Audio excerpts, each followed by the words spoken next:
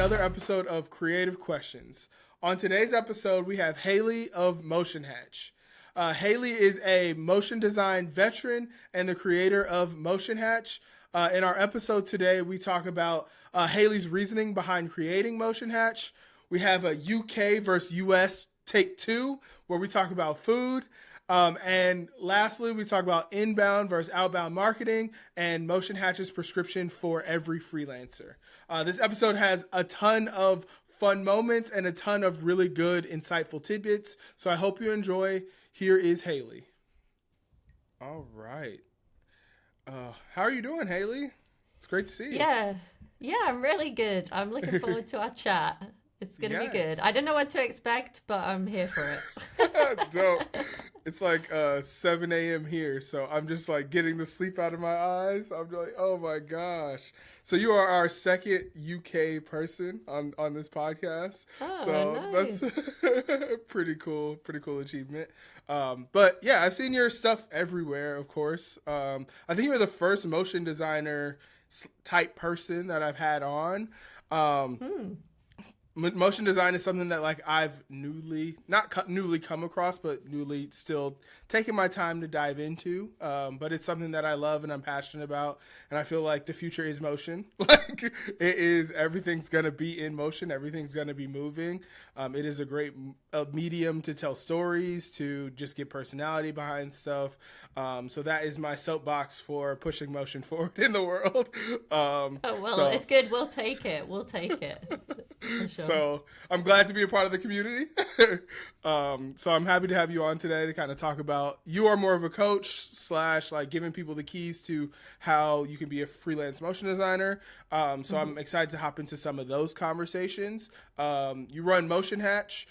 So in the beginning of this conversation, I really want to talk about like, why did you create Motion Hatch? What was the moment in your life where you're like, oh, this doesn't exist, I need to create this? I would love for you to kind of talk about that.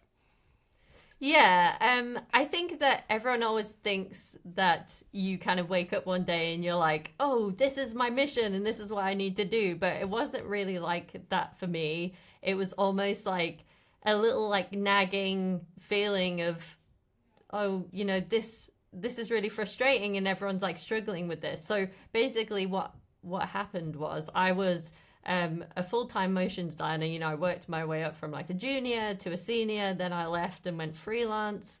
And then I kind of felt like, okay, I've been in the industry at that point 7 years, so I had quite a lot of experience. So when I went freelance, it was a little bit later than most people, and I think that really helped me because I already had a lot of relationships in the industry at the time. This is like pre-COVID, right? So I was working in London. I was like meeting in person with loads of people all the time, and that really, really helps. You know, relationships in this industry I think are super key. So I kind of really enjoyed it as well. I think that my family run businesses, you know, I kind of went freelance and I was like, I love this, you know, I kind of love talking about money. I love the negotiation side of it. I love making friends, you know, I guess I wouldn't say I was the best motion designer. I'd say I was an average motion designer, but I think what I'm really good at is, you know, building relationships, making friends. I don't mind talking about money and things like that. So I think that really helped me as a freelancer. A lot of my friends who I felt like were really more talented than me, I saw really struggling like to get clients to charge what they were really worth. And that really frustrated me. And obviously I did have some of those struggles myself as well, but I felt like, oh, this is really annoying. So like when I worked full time at Google, I found that a lot of freelancers would be like taking every single job, even if they couldn't take a holiday, right? And working really late at night. And I just swore to myself, like, I don't want to be one of these freelancers. I want to use, you know, the freedom part of freelance, which I think, you know, really gets forgotten about, to go traveling, to do more things I want to do. So that was kind of my mission, was to really make it work for me. So when my first year freelancing, I went to Thailand for a whole month. And that was really awesome. And you know, I didn't really do a gap year like after university or anything like that. So that was kind of my like traveling time. And I just really wanted to do like a lot of things like that and make a business that really worked for me. And that's what I'm still really passionate about now. So how that kind of led to Motion Hatch was because I wanted to travel more, and I started listening to travel podcasts. This was a few years ago, when I feel like now like everyone does podcasts and stuff, but it was still kind of a new thing. So I was like, oh, I kind of like a few podcasts, maybe there's travel ones, and I started listening to a few. And then it was these guys, 2 travel podcasts, but they had another one together called Location Indie, and it was like about digital nomads and like people traveling and working. And although I didn't want to be a digital nomad and I wanted to have a home base, what really inspired me was that they had this amazing community of people supporting each other, and a lot of them were freelance. And that sort of inspired me to go, wait a minute, like this is what we're missing, like that frustration around like people not talking about what they charge and how to price their work, and kind of at the time, I feel like it's slightly changed now, but it felt like everybody was very like hush hush about, oh, this is what I charge, and and don't like tell each other, and kind of that sort of vibe. So I thought, oh, this is amazing. What a good community to have. And everyone was sharing, and it was just really lovely. So I thought someone should make this for motion design, specifically around like how to get clients, how to price your work, like that kind of stuff. But no one did that. And then eventually you kind of just think, okay, maybe I can help, like you always think like, I don't know, what qualifications do I have to do this, I guess. But I met someone from that community who started a podcasting company. And like I said, this was like, nearly 8 years ago now. So it was still kind of a new-ish thing. And he said, oh, well, maybe you should start a podcast about it. So it wasn't really so much, we didn't have any courses or coaching or anything like what we do now. It was just like, hey, let's just talk to people about this stuff. Let's just build the conversation, start, the conversation around like pricing and like all the hard stuff that sometimes I know as creatives we think of as like hard and boring, but it just really like took off from there, because everyone was like, oh, this is amazing, because you're having the hard conversations and we have that behind the scenes of like how studios are running and all of that kind of good stuff. Yeah, that is awesome. Because I mean, you in the beginning said all the things that this is my second freelance year. So my first freelance year was taking every job I can find. It was staying up late when you had to. And it was just like you would take opportunities that wasn't a lot of money, and you're just having to kind of stay relevant and stay alive kind of thing. So I definitely understand what you mean. And like, I feel like I'm mediocre too. So I'm just like, I understand when I see those other people, and I'm like, I'm a person who is pretty personable. I can talk about, like, I can make friends, I can make connections.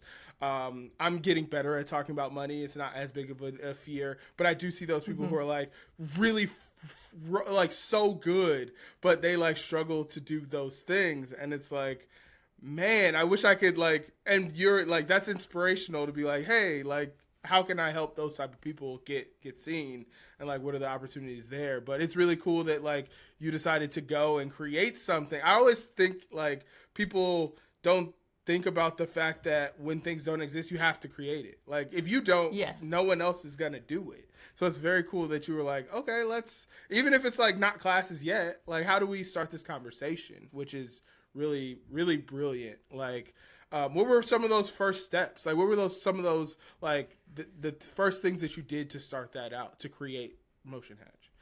Yeah, so like I said, I did have a lot of help from the podcast guy, which was really, really helpful, because I did not have a clue. So like you or anyone else who's just starting their podcast and like doing it all yourself, amazing, incredible, because I had like tons of help. And he did all the editing and stuff like that. And I think one of the key things, which is good, it's all about relationship building really, is just putting yourself out there. And even before I'd launched any episodes, I like asked people to come on, and I was thinking, why are they going to say yes? It's not even a thing yet. Do you know what I mean? Like, I'm sure you felt like that too. Oh, yeah. But even now having you on, I'm like, what am I doing? Yeah, but it's good because like it's like a way to build relationships, right? And like talk to people as well as like obviously helping other people. But so when I started, I did I asked like people like Joey Cornman and Chris Doe and people like that, and I think that really helped me because obviously they had a big audience and I had no audience. For sure. So then like they put out about me on their podcast, but then also they invited me on their podcast too, and stuff like that. I think was really key in like getting in front of bigger audiences. And I also think this applies to everyone, even if you don't have a podcast, right? It's just thinking about like, how can I be in front of more people that don't currently know who I am? Yeah. And that's really all there is to it, you know? Yeah, game. It's hard. It sounds easy, but it's extremely hard. Yep, that is the game. I want to take a quick pivot and talk about kind of you as a creative. When it comes to growing up, what were those first creative mediums that you dived into as like a kid?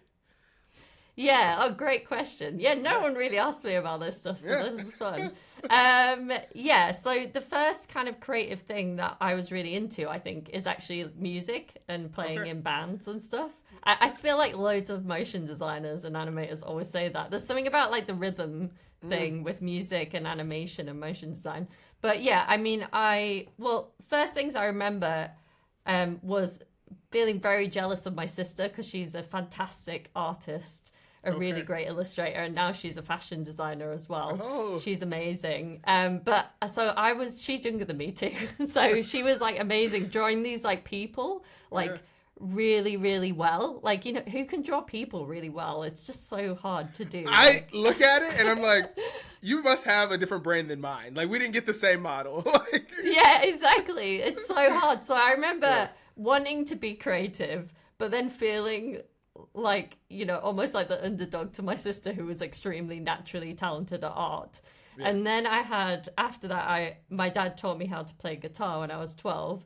So I played in a few bands and stuff like that, like more like in sixth form, sort of end of school years. And then I really wanted to do music at university, but I didn't do like a music A-level, you know, like the bit before between like school and when you go to like college, you know. I'm trying to like translate for the US audience as well at the same time. But so I wanted to do that. And then I did religious studies, psychology and philosophy, which are completely different to anything creative. And then I went to this university or college, and they did a film production and music tech degree, and you didn't have to have like pre-qualifications in music. So I was like, well, I'll just do that then. Because I was like, I kind of like photography too, so I guess that'll be fine. You know, so I kind of just stumbled into it. You know, when you're young and you don't really know what you're doing. But I think that's the point. Like, you're not who has it figured out usually isn't happy with what they pick. I thought I had it figured out, and then I'm totally different career now. So yeah, well, I'm so glad that I did that, because then that got me my first job in the industry, because I knew a little bit of After Effects, and I was like a junior graphics operator for sport. So, you know, when you see the live like football graphics come on screen and stuff, that's basically what I did. And then I wanted to be more creative, and I wanted to actually design those graphics. So that's how I became a junior motion designer. And then the rest is kind of, you know, as we were talking about before. Yeah, that's dope. That's what's so cool about that is like people always want. I was listening to a podcast and they were talking about how people always want to skip the struggle. And it's like, that struggle is everything, especially to like your career and your life. Like, that struggle is what got you to where you are now. And it's like, when we try to take the struggle out, what is it? It's usually like doesn't amount to much, because in those small moments of having a hard time, you're learning, you're growing, you're like going to a new place. So that's really cool, especially having a little sister that's so talented. I don't know how. So frustrating, but it's cool. You know, it's all good. It was good because it spurred me on to be better, I think, you know. Whereas if you don't have anyone in your family who's doing that kind of stuff, I don't know whether I don't know, maybe, I think we're both just creative in different ways, and we kind of have like different personalities. Like, I feel like I'm, you know, really like to talk about business and marketing, and she's definitely more the creative person, but we've only like fallen into these roles like later in life, and we kind of walk through, you know, doing different things. And it's interesting to think about. I don't really think about it, but it's funny how you kind of, sometimes I feel like everything I did up until this point has led me to this point. It sounds obvious, right? But it's so, I feel like it's true. It's like, oh, if I didn't do that and then I didn't work at Google, then I wouldn't do that. And, you know, it's weird, isn't it? It's scary because you're like, what am I going to do next? I don't know. That scares me all the time, especially I have a 5-year-old now. Like, seeing all the milestones and things that he has decided to do and, like, how his life has changed in this, like, just 5 years. I'm like, yeah. There's, like, the unknown is always so scary, but it's like you have to embrace it or you get stuck. So things are going to change. That's just kind of what happens. But you're right. It's big. It's a big thing. Yeah, it's like I was reading this article today and it was talking about success and it was saying it's like, obviously we all know it's like a squiggly line, you know, and you kind of have your ups and your downs and stuff like that. But like you can't really see what's next really. Like I think I have an idea, but like really like when I before 2017 I never thought of starting Motion Hatch and I feel like that's completely changed my whole life. Does that make sense? Like I would never, but I didn't foresee it. It's not like in like 2012 I was like, oh yeah, you know, 5 years time or whatever it is, I'm gonna do that. Or do you see what I mean? I feel like it's very strange. You kind of like, it feels like you like bump into your calling or your purpose every once in a while, and then eventually it aligns and you're like, oh cool, I'm here. And then you bump into the next thing, and it's like exactly you feel it, but like you don't put it. I don't feel like you can put it together, which is again, it's scary. It's unknown. Like, what if you get to something and you're like being called to, and you're like, me? Like, but that's how you felt when you created Motion Hatch. That's how I felt when I went freelance. I'm like, are you sure? And then you do it, and that's life. Like, it's kind of wild. Yeah, one of my favorite things is like, you know, feel the fear and do it anyway. And it's so cheesy, but I love that. Because I think it's like, I'm always scared of doing stuff. And then I just think, oh, well, you know, if you're not doing the scary stuff, then what's the point, I guess. And, you know, and I think it's difficult. I really understand it's hard. And like, we're chatting on this podcast now, right? For sure. But it's relaxed, it's chill. But like, if I think about when I first started doing podcasts and stuff, I was like so nervous. You know, people think that you just walk out the gate and you like host a podcast or you do a thing. And that's not true. You're really rubbish in the beginning and you're really, really frightened every time. And I remember, like being on a podcast and, you know, all this stuff. I remember the first time when I got laid off from my engineering, like the engineering world. And then I was like going into the design world and I was like, I'm gonna have to be on social media. So I'm gonna have to put my face on like in front of this camera, and that was terrifying. And like the first couple times, me and my wife would write out like a script, and I would go to record the script, and it would take me like an hour to record like 30 seconds. And she's like, "Why do you keep restarting?" And I'm like, "It's terrible." So, and then you do it, and you do it, and you do it, and you do it scared, and you do it bad, and you just have to just keep going.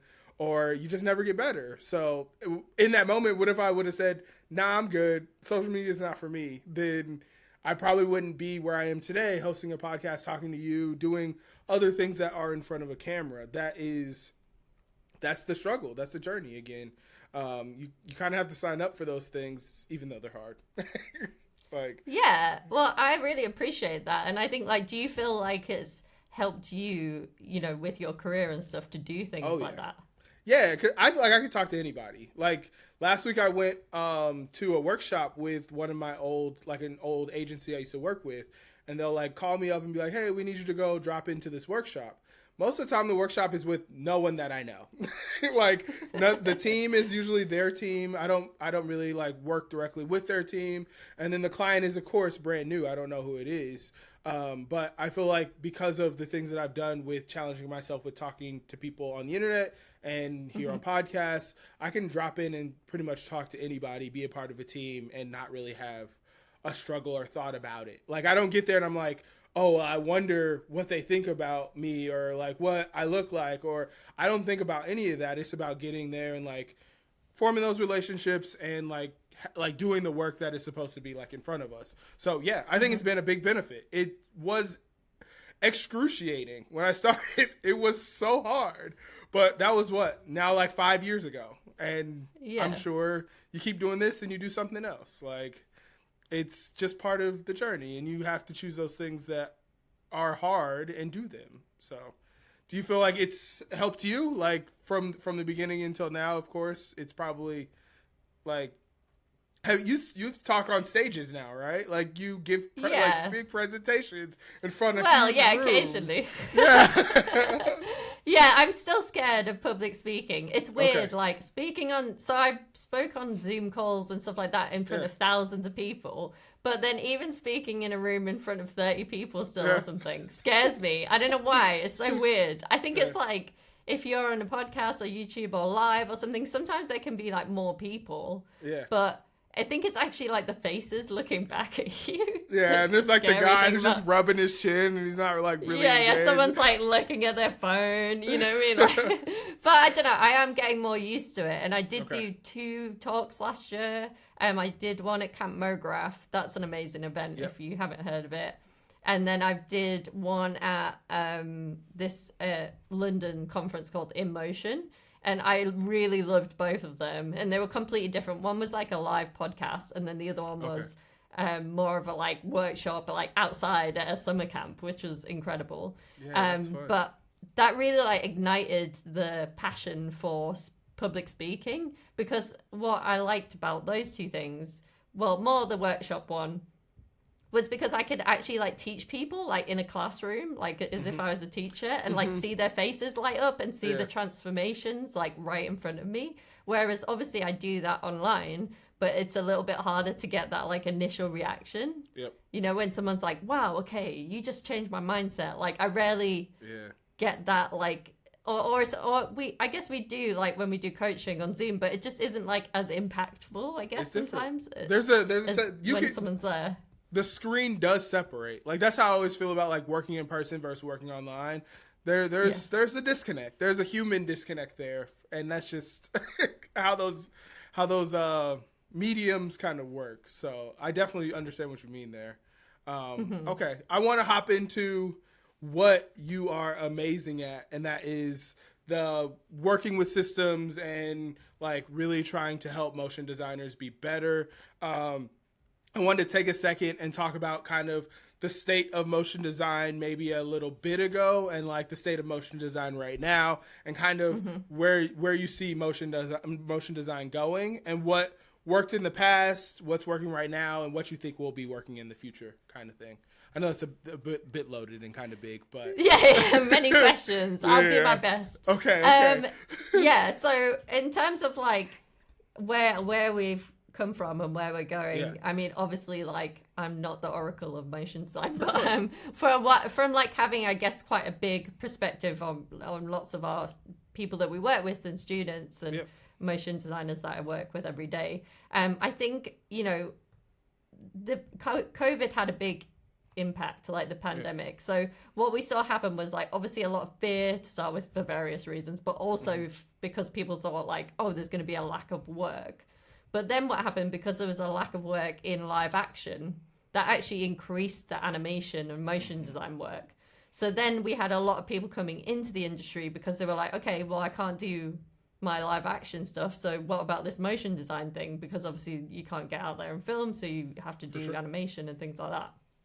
So I feel like we had a lot of influx of work, but then because of that, we had a lot of influx of new people into the industry.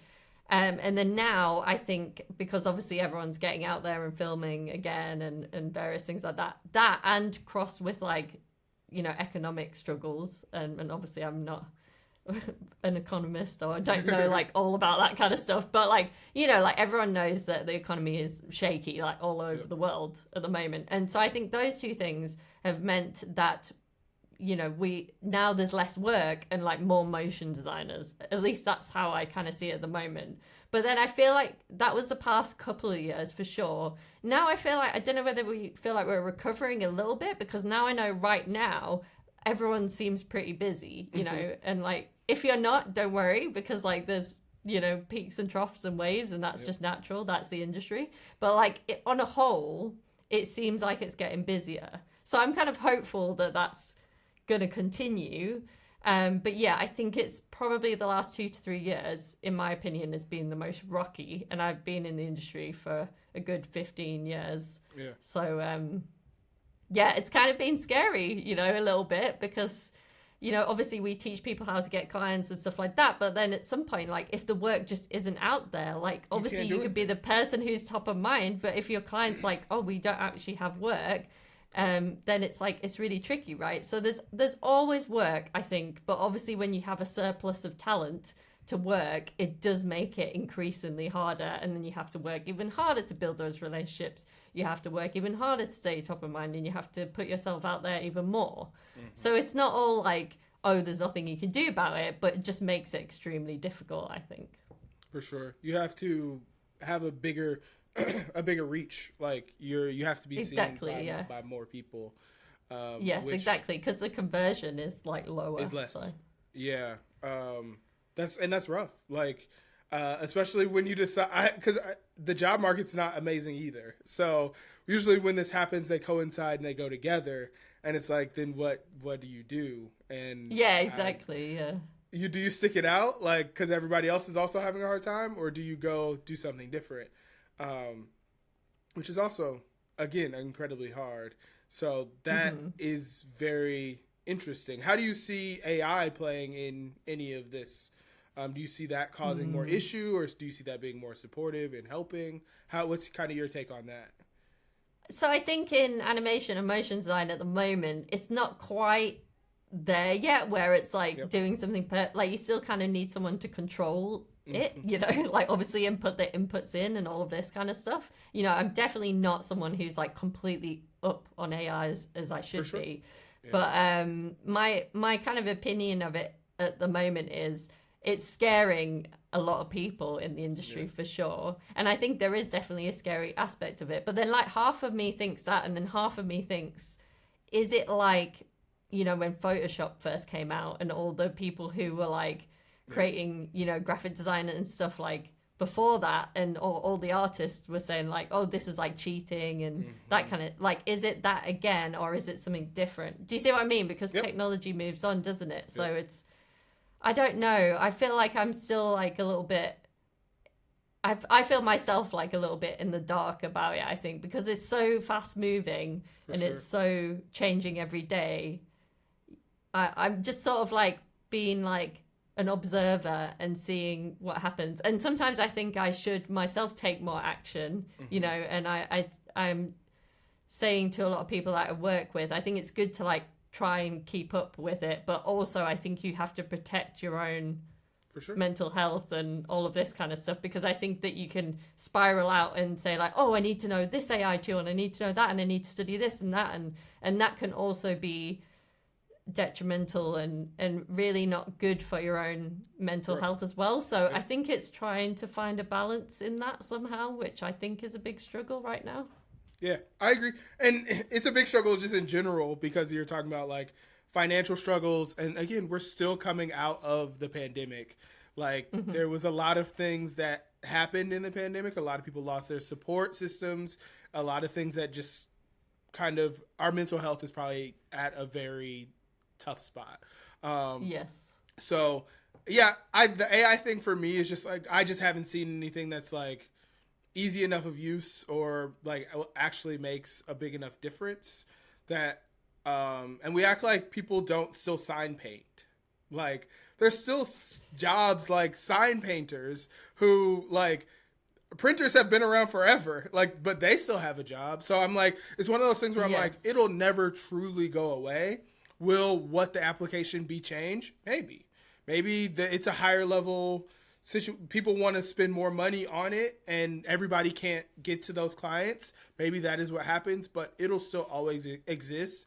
But that's, I think, business wise, as business people, we have to figure out where we can make a difference for the clients that we have and use the tools that we have to do that. So it's kind of on us to figure out how we fill the void to then go make money. That's business. Yes, I think you're really right about that. And the thing that I always think about, right, is like I was a motion designer. I know how to use After Effects. Yeah. If I have a motion design project for Motion Hatch now, I'm not going to do that project because I know my own skill and my own time is best placed elsewhere now 100%. for this Yeah. company. So so people thinking about all these marketing managers and stuff like that using AI to just churn up video. Like I just don't see it It's not happening. gonna happen. Like they still want someone else to do that work to input the ideas. Yep. You know, I just think like maybe it will be, yeah, maybe there'll be less work. Like, so for example, when I started at the sports broadcasting company, a lot of my job was rotoscoping. Okay. A lot of the time, which is not fun, but It like is literally not. in Photoshop, every single frame, right? That's Because we didn't crazy. have the tools we have now, Yeah. which can just kind of do it like more automatically. Like I know sometimes you need to do a bit of cleanup and a For bit of sure. stuff, but like I was literally like frame by frame That's cutting stuff out. crazy. Yeah, so I would like, go insane. you I feel know. like I would go mad.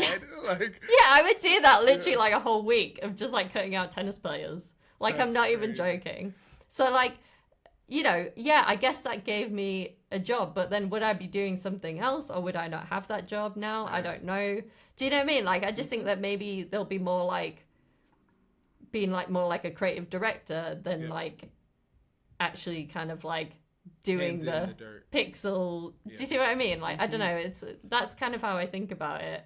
Yeah. But yeah, I mean maybe that will mean there's like less work potentially because if everybody's like elevating up, you know, and there's less of the kind of like hands-on stuff. But yeah, I don't know how that's going to play out, but what I would say is I think that it's important to think about what problems you solve for the people that you work with. Yep. Because I feel like there's always problems to be solved, especially in business.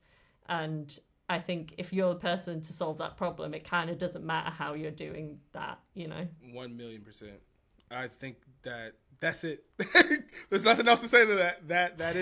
That's our goal here. We're here to solve problems and solving problems, and they give you money. That's just kind of how the game goes. Okay, I want to take another quick pivot. I always do this like UK versus USA thing. A lot of people talk about UK food versus American food, and I wanted to know your opinion on the conversation.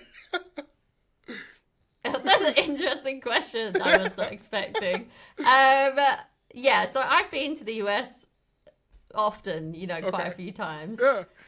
I mean, so I think our culture in the UK, we have like a lot of inputs from like obviously Europe and stuff like that. And I feel like you have lots of different foods, but I feel like, yeah, it is. Well, let me just like tell you this crazy story. Okay, let's go. So like, because I don't know how to describe it really, but like for example, I went on tour with my band in the US in 2012, right? That was awesome, really good experience, loved it.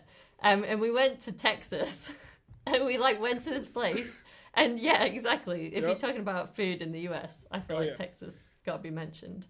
And we went to this place, and we got like a burrito, and it was like literally the length of like, you know, my arm from my elbow to my hand. Yeah. And I was like, I've never seen a burrito this big. And it was also like quite chunky too. Yeah. And I was like, how is everyone eating this? It's crazy. This is like 3 persons food in the UK. Do you know what I mean? Like, so yeah, I don't know. I don't know what I think of it. Sometimes I think it's pretty crazy, but I've obviously had some great meals in the US as well. But that just really sticks in my mind because I was like blown away by how big this burrito was. So. Yeah, that's so funny. I was just with, like I was at that workshop last week. I was with some people from Texas, and they love Texas so much. It's so crazy. I'm like, your allegiance to Texas is almost too much, guys. Like we gotta chill on Texas. Texas is like a whole nother world, I swear. But that is insane. I always feel like people talk about like the English breakfast, and I'm like, are they eating that every morning? Like, is everyone in the UK just eating the English breakfast every morning? So that was, we have like cereal too. We have like cereal on toast, or I don't know what else you eat for breakfast, but I mean, you know, I did go on a cruise last week, and I'm not gonna lie, I did have a full English pretty much every day, you know. It makes sense. It's a lot of work, though. You guys have a lot of things on that, like a lot of different. Yeah, things like on that hash plate. browns. Yeah. Have some hash browns. I don't eat meat, so I'd have veggie sausages. You know, Okay. like beans, baked beans. We love baked beans. I know you if do. Anyone wants? Yeah. When we go to the US. Honestly, it's like how can you not get a tin of baked beans here? Like what? It's like, honestly, it's like a thing. It's crazy. You feel like that's the thing that we should have everywhere is baked beans? Yeah, you're like, why? How are you moistening up your food? Do you know what I mean? Like, how are you like making it saucy? Yeah, but it's not as much moisture as baked beans. Okay. I didn't know it was for the moisture. Well, it's not really for the moisture, but I just feel like if you're not, like, when I think about like a meal, like usually there's, I textures. Guess not. You need the textures. You need the different. That makes sense though. Like gravy. You know, like I think like different things like that. And I just think like when we have an English breakfast, it's because and the baked beans are like key because they provide the moisture to the like sausages and the hash browns and. Okay. Yeah. Interesting. I didn't know that. This was. Yeah, I don't know. You don't really have that in the US, though, do you? No. Like a cooked breakfast. We do. It's like there's like the standard like egg, sausage, toast, but usually you're putting like jelly on toast or butter on toast, and then like sausage. That's not. Yeah, there's some. I think you need baked beans in there. I'm not gonna lie. Like I don't know. Like if people are watching this from the UK later, put in the comments like. I love this. Okay. This is I did not this I'm glad we made it here. I hope we get a lot of commentary on baked beans versus no baked beans and how the US needs more. That's amazing. The US needs more baked beans. Okay. That's like That's your soapbox. I don't know why I'm not that passionate about it, but everyone in the UK, I think most people like baked beans, so okay. Yeah. All right. I might have to try it in the different mediums now and be like, Hayley told me to try this. Yeah, so when you get your sausages and stuff like that, and then just put some baked beans on there, and you'll be like, oh my God, my life has changed. Okay. I'll let you know. I'll give it a shot. All right. So I wanted to ask one more question. A question I get a lot, especially being a freelancer, is like, how did I get here? Like, how do you go from being full-time to being a freelancer? So I kind of wanted to ask you what your roadmap is for people going from a full-time job to being a freelancer. Yeah, so it's really tricky. So it's more like, I don't know whether there's so much of a roadmap or it's just more of a like, here's a list of things you should do, probably. Sure. Yeah. So I would try and save up as much money as you can, ideally 3 to 6 months worth of your salary. Sometimes that's not too hard, and I don't think that I managed to do that, but ideally that's what you would have, like a bit of a cushion, a bit of a buffer, so that, because sometimes when you go freelance you might not get work straight away. The other thing is build your relationships and just make sure you stay in touch with everyone. Have a CRM, so like a client relationship manager. Make it sure you're putting all your contacts in there, even people that you think aren't relevant or that aren't going to give you work. Like, it's just really good to keep up with people because you never know where this work's going to come from or who's going to refer you and things like that. So it's honestly so surprising how many people I meet who haven't got a CRM, like a client relationship manager, so they know, who, when they last contacted someone and stuff like that. It's like, I feel like it's like vital, but many people have been in business for like 4 years and still don't have one. So definitely do that. So make sure you've got a buffer, have a CRM, make as many relationships as you can. Ideally, try and get booked before you leave your job. Sometimes that's difficult, but if okay, I'm leaving in April, like I'm free starting in May, like start promoting yourself before that, ideally, so that you can get a job. Like sometimes getting work takes time, especially if you're going after direct clients. It can take a long time for that to hit, so you need to be doing the work like as far in advance as you can. Also, just don't be afraid to get out there, meet people, go to events, like, just even ask like your peers, like, hey, I'm going freelance on this date, if you have any overflow work, just give me a shout. I know it's difficult, and I know sometimes it might feel a bit like icky, but honestly, people are nice and people want to help everyone. And I think that that's just a really nice thing to do as well. There's probably other things that I've forgotten, but they're like the main things, I think. Just make sure you have a buffer, make sure you have a CRM and you're staying top of mind with your current relationships. Also, I think social media is really important, and I know a lot of people are getting a bit tired of it, and myself included, but I still use it a lot for my business. I try and stay away from it on a personal level, but I think for work-wise, I think it's still great. LinkedIn, I think, is the best at the moment. It's not as good as maybe 2 years ago. It had a lot more organic reach, but if you're thinking about like how can I stay top of mind and get new clients, you know, because it's not just about new people coming from there, it's also about your existing network, seeing what you're doing. So I think consistently posting, and that could just mean once a week, you know, and you don't have to post your work as well. Everyone's always like, how can I post my work all the time? But it's not. It's like posting other things, you know, like I went to an event this morning, you know, I could post a photo of that and talk about what I liked about it, you know. So do that. And we've also got a free social media guide if anyone wants to get access to it.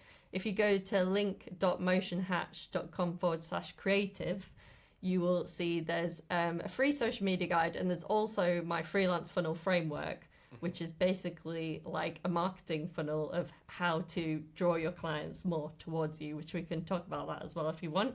But there's a couple of guides there that I think are really good, and if I was starting out, I think that would be an amazing place to start, because there's 50 different types of posts. Oh, dope. That you can like basically make your own. And there's some examples from motion designers, but like any designer, you know, there's some stuff that you could do, like there's about themed days and stuff like that.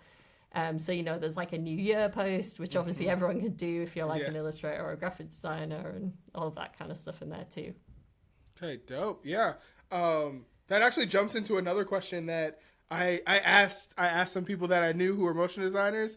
I told them you were coming on, and I got a couple questions. Oh, nice. There's one inbound versus outbound marketing, and he said that they sound very similar, so he wanted to know kind of what are the things that make those two things different. And I think that kind of goes with the document that you're talking about. So I think this is kind of perfect. Yeah, great. No. Yeah, so definitely inbound and outbound marketing is something that I learned later on. So outbound marketing, if you think about it, the easiest way I think about it is imagine outbound marketing like you've got a big megaphone and you're like shouting about your work. You're like, hey, look at me, this is what I'm doing, you know, blah, blah, blah. And like you're like reaching out to people. So it's like outbound, you're directly going out there and like reaching out and saying, you should hire me, you know. And then inbound marketing is more like when people are coming towards you, you know, so it's a bit more of a like passive thing. So think more about like social media and things like that. So outbound, you know, let's add a few things in that category, like cold emailing, cold calling, cold messaging. That's in like the outbound screaming category. Into the void. You're yelling into the void. Yeah. Okay. Yeah, or you're like saying hire me to like certain people and stuff like that. That's outbound because you're going out to get the work, yeah. Inbound is when people are coming in to you. So it's a little bit more passive sometimes. So like kind of like this podcast for you could be considered like inbound marketing, because you're not like active.